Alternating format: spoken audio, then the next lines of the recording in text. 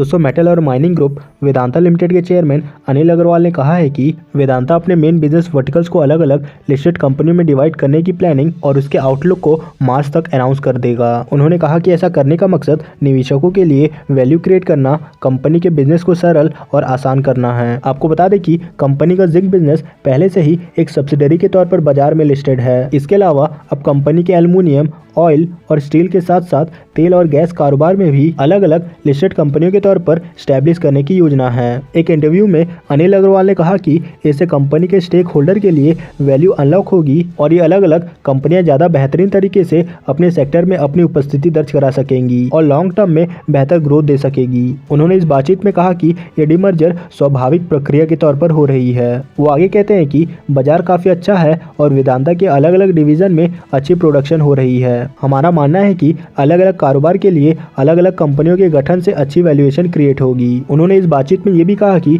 अगले 1 से 1.5 महीने में या मार्च के खत्म होने से पहले हम अपने इस डीमर्जर की आउटलाइन को पेश कर देंगे। आपको बता दें कि वेदांता ने पिछले साल नवंबर में ऐलान किया था कि उसके बोर्ड ने कंपनी के एल्युमिनियम, ऑयल एंड स्टील और ऑयल एंड गैस बिजनेस का अलग अलग लिस्टेड कंपनियों के रूप में स्टैब्लिश करने के प्रस्ताव पर विचार करने के लिए बोर्ड ऑफ डायरेक्टर की एक समिति का गठन किया गया है। कंपनी ने तब ये भी बताया था कि कमेटी की सिफारिश के आधार पर कंपनी का बोर्ड स्ट्रैटेजिक पार्टनरशिप जैसे दूसरे ऑप्शन पर भी विचार कर सकता है। इस डीमर्जर के बाद वेदांता ग्रुप से टूटकर 3 नई लिस्टेड कंपनियां बनेंगी। इसके बाद London state parent company Vedanta resources group में 5 लिस्टेड कंपनियां होंगी। तो दोस्तों आपको मार्च के अंत तक वेदांता ग्रुप का डीमर्जर प्लानिंग आउटलुक मिल जाएगा। तो दोस्तों ये थे कुछ अपडेट वेदांता लिमिटेड को लेकर। इस वीडियो में फिलहाल इतना है, मिलते हैं नेक्स्ट वीडियो में।